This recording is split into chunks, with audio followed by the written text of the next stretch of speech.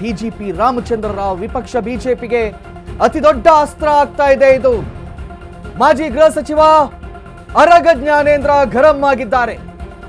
ನನಗೂ ಸುದ್ದಿ ಬಂತು, ನಾನು ನ್ಯೂಸ್ನಲ್ಲಿ ಕೂಡ ನೋಡಿದೆ. IPS ಅಧಿಕಾರಿಯಾಗಿ ಹೀಗೆ ಮಾಡಿದ್ರೆ ಹೇಗೆ ಅಂತ ಹೇಳ್ತಾ ಇದ್ದಾರಂತೆ.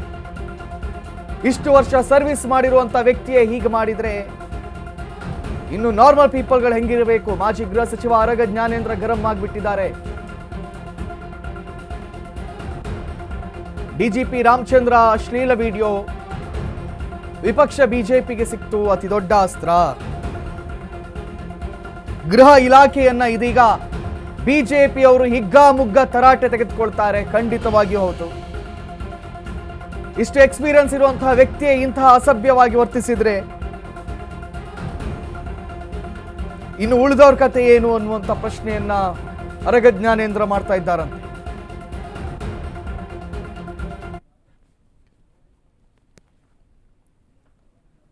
ಗೃಹ ಮಂತ್ರಿ ಪರಮೇಶ್ವರ್ ಕೂಡ ಗರಂ ಆಗಿದ್ದಾರೆ. CM ಸಿದ್ದರಾಮಯ್ಯ ಗರಂ ಆಗಿದ್ದಾರೆ.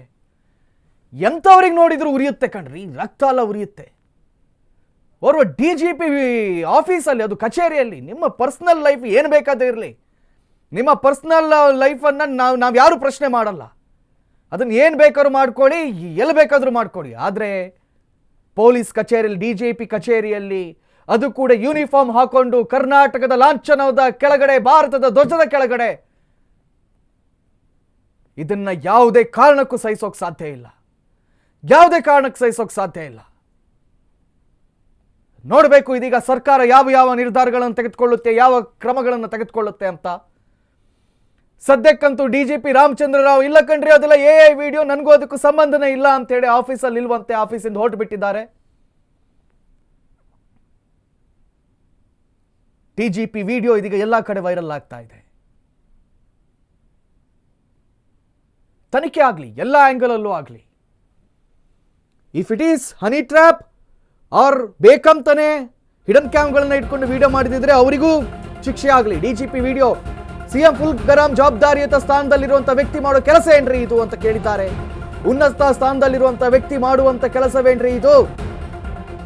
ಪರ್ಸನಲ್ ಏನಾದರೂ ಇದ್ರೆ ಬೇರೆ ಜಾಗದಲ್ಲಿ ಇಟ್ಕೋಬೇಕು. ಎಸ್, ಮನೆಯಲ್ಲಿ ಇಟ್ಕೋಬೇಕು. ಅದು ಬಿಟ್ಟು ಕಚೇರಿಯಲ್ಲಿ ಎಂತದ್ರಿ ಇದು ಅಂತ ಗರಂ ಆಗಿದ್ದಾರೆ. ಅದು ಕೂಡ ಯೂನಿಫಾರ್ಮ್ ಹಾಕೊಂಡು ಈ ರೀತಿ ಮಾಡಿದ್ದಾರೆ.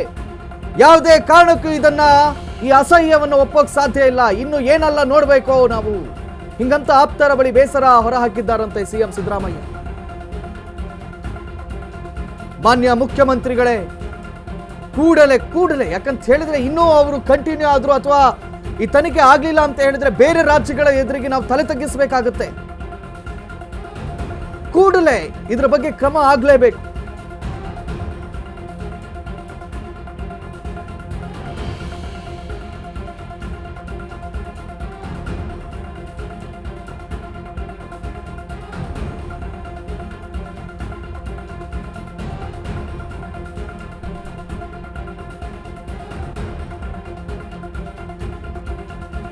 ಅಸಭ್ಯತನದ ಪರಮಾವಧಿ ಇದು ಅಂತ ಹೇಳಿದ್ರು ಕೂಡ ತಪ್ಪಾಗಲ್ವೇ?